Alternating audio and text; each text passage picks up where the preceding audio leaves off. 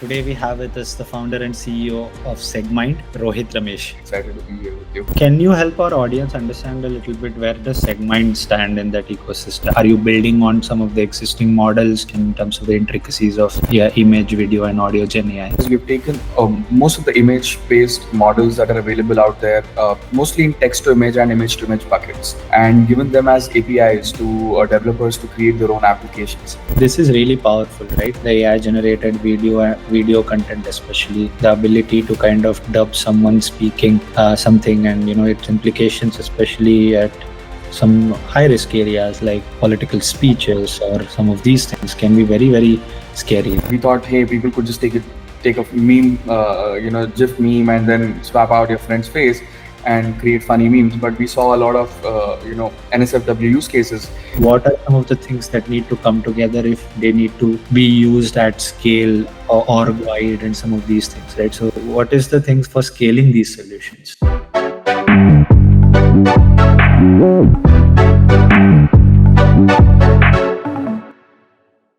Hello and welcome everyone to the next episode of the AIM Media House podcast, Simulated Reality. Today we have with us the founder and CEO of Segmind, Rohit Ramesh. Hi Rohit, how are you doing today?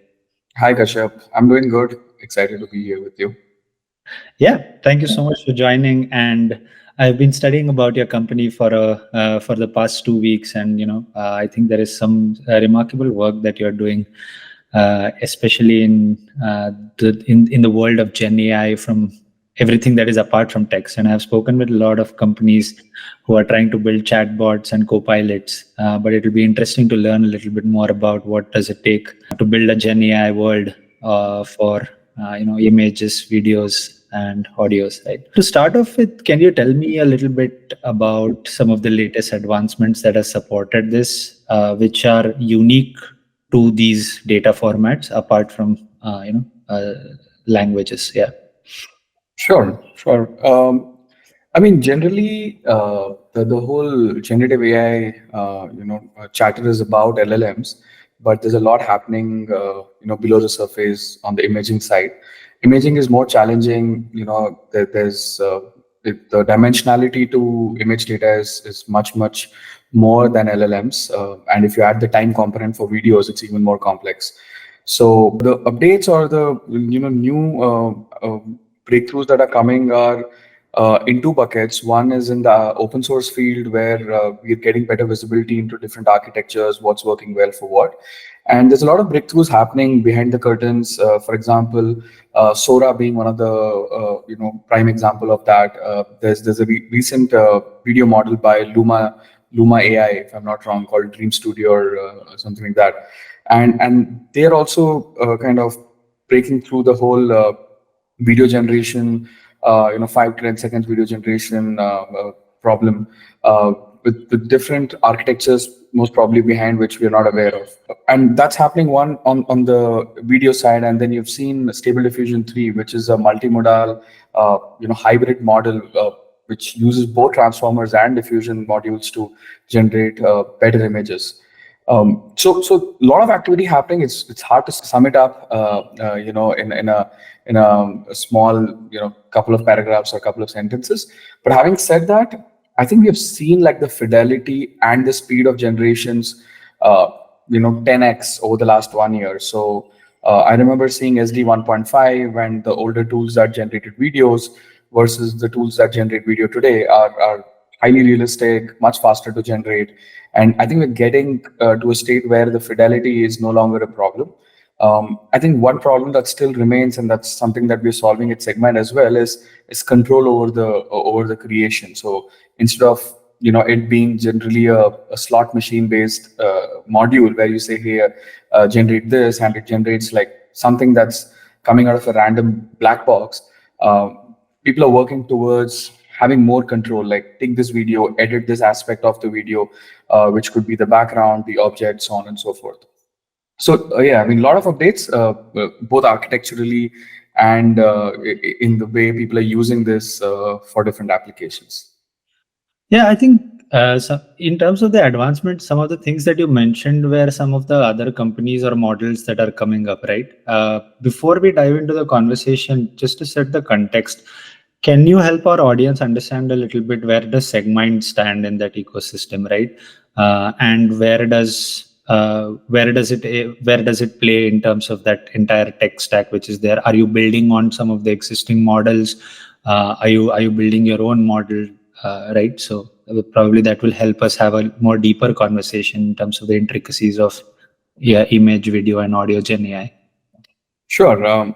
I mean, we started out with a compiler that sped up different ML models, and we've been kind of doing minor pivots.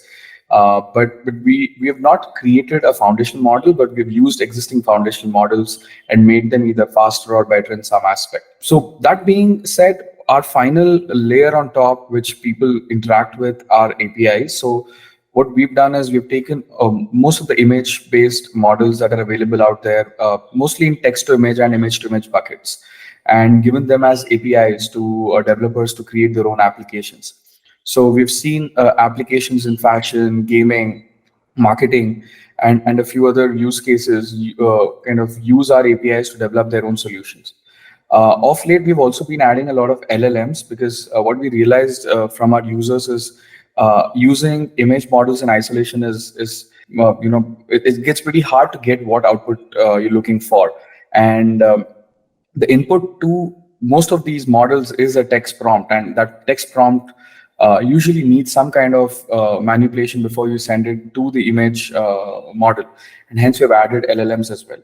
So in a nutshell, we provide APIs to most of the generative AI models out there. We started with images, and we're very strong on the images side. Any kind of image manipulation that you want to do, you would find a model on Segment for that. And of late, we're adding LLMs as well. That's a very interesting point that you make, right? Essentially, the prompts are in word format, and the communication to the model is in a lot of ways through language. So probably when it comes to Gen AI for images or videos, right, you cannot completely ignore the part of working with text as a format in general, like data. In fact, I was reading this LinkedIn post or a blog by someone which said that I think it would be really a breakthrough if there is an image to generate image as a prompt to generate another image where it kind of understands, which is probably very difficult. I'm not too sure, but we'll need a lot of context in this thing, but we'll talk about it in a little more detail later. I want to understand a little bit now that you have told me where does Segmind stand, right? And there are some of the core models which are on which Segmind is being built on, and you're saying that there are some core models which provide their APIs, and then you again provide or make these APIs feasible to some of your developers or some of your end users. My question to you is, can you help us understand what are some of the difficulties or intricacies that you face when it comes to working with Gen AI, building or working with Gen AI models, like foundational models, which are for images, right? Is it very different to build those compared to some of the LLMs, or the fundamental principles remain the same? And what are some of the challenges that you face? Sure. So the images are typically image generation models are typically diffusion heavy models, which are different from autoencoder, which is transformer based. And there are a lot of major differences, and that's why we focused on imaging models for the last 1.5 years and make sure that we serve image models as efficiently as possible, and that makes us one of the best providers for image based models. To start with, X is relatively simple, and it's low dimensional compared to image and video data. Images are typically 3D tensors. There's height channel, width channel, color channel, and if you add one more dimension of time, that is basically videos. And this increased complexity usually requires sophisticated architectures, much more complex than transformers or the LLMs that we see today. Now, having said that, the model size that we've seen that comes out after the training is done is usually much smaller on image side. So a typical diffusion model that we have seen in the open space is anywhere between 1 GB and 8 GB, model weights, or 8 billion parameters, I'm sorry. 8 billion parameters is the highest that I've seen in the open space. Whereas 8 billion is the starting point, or 7 billion is the starting point for LLM models. And it goes on. People say that ChatGPT might be 800 million or 800 billion parameters. So the size of the model is also very different, and hence when you deploy these models in production, it behaves very differently. You can deploy 4 models on a single GPU if it's image generation, versus you might need like 8 to 10, 12 GPUs to deploy a large LLM model. So computational requirements are also very different, as I just mentioned. And then I can go on. Again, text models are now trying to understand images, but they're not really good at generating anything, or they don't even generate anything today. Whereas image models are built for generation of images, and to generate good images, coherent images based on your prompt, they need to understand text really well.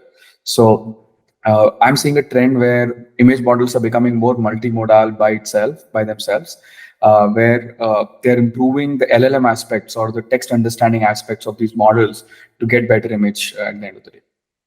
Correct. And as you mentioned, so now that you've mentioned some of the things that are different from LLMs, right? What are some of its implications for uh, everybody within the stakeholder who is interacting with these models, right? So I want to understand from the perspective of developers. I want to understand from the perspective of CDOs, or VPs or CDOs, and what does that mean for the executive leadership in terms of the investment, right? Let me elaborate a little bit on your previous point. You mentioned that the number of parameters required are lower.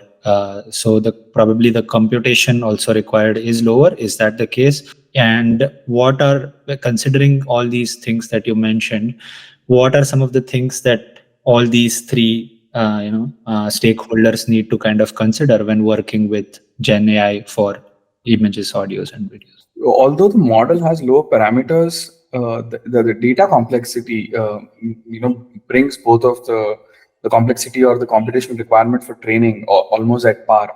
But having said that, there are different intricacies with training and deploying. But I've seen that fine tuning, image models is much more straightforward, as far as I've seen, in terms of fine tuning it for your brand, for your objects, so on and so forth, compared to LLMs, because they're much smaller and require much lesser GPU footprint. If you are a CTO, the final requirement is defined by the problem statement that you have. So if you need to generate images, then you'll have to enter into image generation models, versus if it's text-based solution that you're looking at, you'll just look at LLM-based solutions. Not too much of a difference, in a sense that if I'm a CTO, I think everything is defined by the business end of things. I don't really need to bother too much, because current GPU systems are able to handle fine tuning or training of both these kind of models. But when you go a little deeper, LLMs are basically just predicting next token. So the way the architecture works is they predict the next token, and then the whole loop goes in until you get the whole output out. Whereas diffusion works in a slightly different way, where it starts with a noisy canvas, and then reduces the noise to get to the final image output that you're looking at. And uh, I'm seeing a lot of R&D or research happening in different companies, where they're trying to use diffusion to basically generate even text like LLMs. And the way it is different is LLMs are more like mimicking talking. So I'm right now predicting my next token, and telling you whatever I'm about to communicate.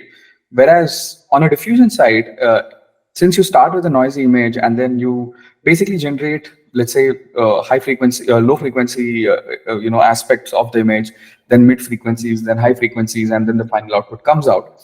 It's almost like a thinking process, where you're creating, let's say, a pitch deck, and you need to first decide what should be the titles of each of these slides. So you say, okay, market size, problem statement, our solution, go to market, so on and so forth. And then under each of these topics, you go deeper. And that's how diffusion works in general. It thinks from top down, and it goes down from the top level of topics to lower level of topics. But of course, this is still an R&D. We haven't seen any diffusion model that generates text at scale, but there's a lot of R&D happening there. So as you kind of go into the space over the next few years, you might see a shift, or another option available for even text, where you can train a diffusion model instead of a auto-encoded model. Yeah. I want to move to a slightly different aspect of it as well. While we discuss technology, one of the things is that it is this is really powerful, right? The AI generated video content, especially the ability to kind of dub someone speaking something, and its implications, especially at some high risk areas like political speeches or some of these things, can be very, very scary, right? And it can lead to a lot of things. I want to ask you, does the onus for the responsibility of the usage of these models lie with technologists, or is it only with policymakers, in the sense that also, can technologists do anything about it, right? Because there are end users who are going to use it the way they want to do it. If yes, then what are some of the things? And do you overall believe the onus lies with technologists as well, or or just the policymakers? And I feel that technologists are more in control of this situation, or they have more power to control this narrative. The policymakers, yes, they can do only so much as bringing in a policy and saying this is illegal or this is legal. And I've been in drone space, especially in India, for the last 10 years, where technically drones are being banned, but everyone uses drones. So I feel like policymakers can set the guardrails, but to enforce those guardrails, technologists are needed. And basically, whoever is creating these models needs to also think about safety of these models. And most probably, that's one of the reasons why a lot of people are debating to be closed source and making sure that uh, their models are not easily available for malicious intent. Having said that, basically, we're riding the wave of open source models as Segmind. Like, we basically take these open models that are available in different forms, is either repositories or weight files that are available on Hugging Face, and then creating APIs for developers to consume. In our case, we need to work with someone who created the model to understand if there's something that we can add into the model to kind of make the model more safer, and then we add a layer or a guardrail around this model, which is mostly common across different models, to add another layer of safety, so that any malicious intent users are either blocked right there, or at least a signature is added onto the creation. Let's say a video or an image that basically says, hey, this was created by this person at this time using this service. So for example, there are low hanging solutions where we're adding watermarks onto all the outputs that we get, which are hard to remove. We're adding digital signatures, which are not visual on an image, but are embedded in the latent space of the image. We add a lot of metadata onto the image file. Of course, it's easy to remove the metadata, but still, I feel like 90% of the users will be caught if they don't understand, metadata aspect of signatures, and most of them don't. Like any malicious users, 90% of them have not done that research of crafting their whole intent of spreading fake news or something in that direction. I feel technologists have more to do in this space. Policymakers can show us the direction, but to go into that direction and implement things, it has to be technologists. Again, two buckets. One, someone who creates the model itself can embed safety into the model when they're training, or someone like us who's an aggregator of these models, and we curate different models from different developers.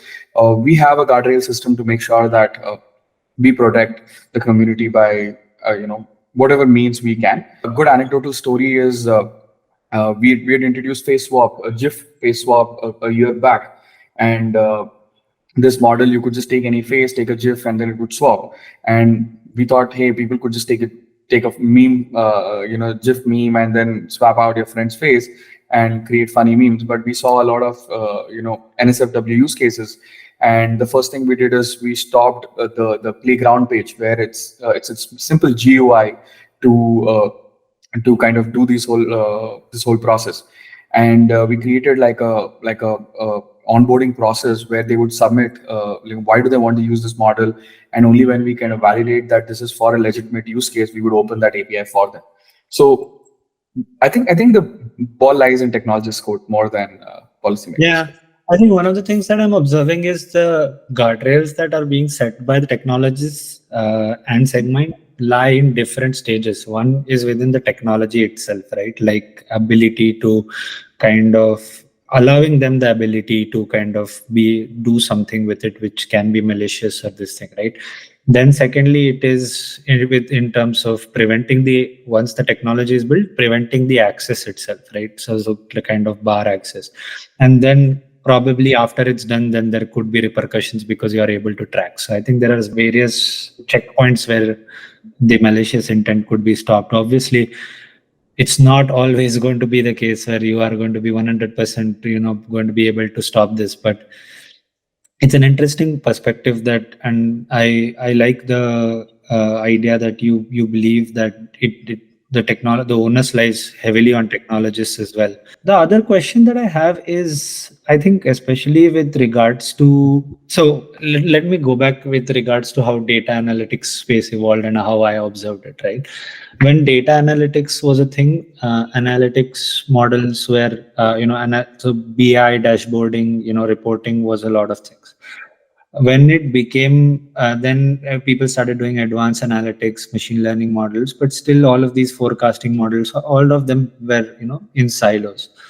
But when it came to especially scaling some of these applications, and especially with the LLM based advent of Gen AI, right? It required a lot of engineers to come in, right? It required, because you had to build an end-to-end solution which can be used, which doesn't live as a data application or a data solution by its silo. Similarly, what is the trajectory for? Trajectory is the wrong word. What is the right? How does that translate to Gen AI for videos? Right. What are some of the things that need to come together if they need to be used at scale or org wide and some of these things? Right. So, what is the things for scaling these solutions that you're observing? We see that two areas still need to be improved before we see widespread adoption. The first one is control. And what I mean by control, including images and videos, is today it's more of a slot machine based system, right? So you put in a prompt, you get 4 images, you say, hey, I like this, but I don't like this aspect. And then it uses that as the starting point and kind of nudges you in the direction of the right image or video that you need, but you're not able to control it precisely. Where, let's say, create a photo of XYZ walking, on a jogging track. Okay, it creates something, but you say, okay, now I like this photo, but change the color of his pants to, denim or something like that, and then you go one step at a time to get to your end image, rather than leaving it to luck or chance and saying just generate this image and you look at 4 of them and then you generate 4 of them and then you generate 4 of them. So control is something that needs to be built into the model or into the system, overall system, so that the creators or whoever is consuming these models are not playing the slot machine game of maybe I might get a good output, or I'll keep trying until I get a good output. And that's a big blocker, and that's where Segmind is working on. So I'll talk about our tool called Pixel Flow, where we've built a simple no code kind of an interface where you can create something and then edit it in a direction that gives you the final output that you need, instead of luck to play a factor. The second important blocker today is computation, both in terms of the computational requirement, and eventually that leads on to the time that it takes to create, let's say, a video at least. It is like 4 to 5 minutes, and creatives want it much faster. And when we came into this space, we came in with a library called VoltaML, which took image generation on stable diffusion models from 10 seconds to a second, and we went down to almost 20 frames per second on leading GPU, and that changed the game. Like you could literally type and you could get the outputs real time, and that way the kind of possibilities that opened up for creators, uh, they were pretty thrilled about it. And I think the same thing is lacking today in videos, and even in most of the image models. None of them are real time. Most of them take like 5 to 10 seconds. If you use Dali today, you will see that on an average it takes 10 to 20 seconds to generate an image, and that's something that still kind of halts the usage of this model at scale. So these are the two important factors I feel will improve over the next few years. And going forward, what do you see some of the advancements that need to come together? I also wanted to ask you if some of these Gen AI applications will have role being or marrying into other technologies like AR, VR, right? Right now, the potential for AR, VR seems limited because the devices, end user devices, are super expensive. But I don't know if it will happen, but if it does happen, where it becomes very affordable, right? Uh, at that time, do you envision these technologies coming together? What are some of the other factors that need to come together to further evolve, and what are the other trends that you're observing?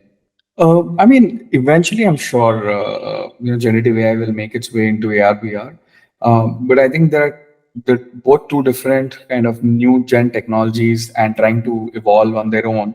I think they will meet somewhere, and I'm sure like a lot of use cases are already being powered by Gen AI models on AR VR use cases. But since both of them are new gen technologies, I think they need to mature independently before one uses the other. But having said that, I've seen a lot of use cases where people are generating real-time environments, characters, virtual characters, user interfaces using generative AI models. Today, it usually is a setup where these models are created before on a powerful machine, and then let's say the real-time environment generator or environment generator generates the environment and then eventually is used in a AR VR setup. Once these models are nimbler and smaller, and the processing power on these headsets devices become better, you will see these models directly deployed on the devices and creating these environments in real time. I see a world where 10 years from now you could be having games where your environment is completely generated according to your scenarios, whereas my environment is generated based on my scenarios. I can generate my own characters, so on and so forth. But I think there's still some more time before we see that. Fantastic. On that note, thank you so much, Rohit, for making the time. Very interesting conversation. I think this is my first conversation speaking with a leader who is building a Gen AI in the image space, and very unique set of perspectives. And I'm sure that our audience will look forward to it. Thank you so much again. My pleasure, Kashyap. Thank you so much.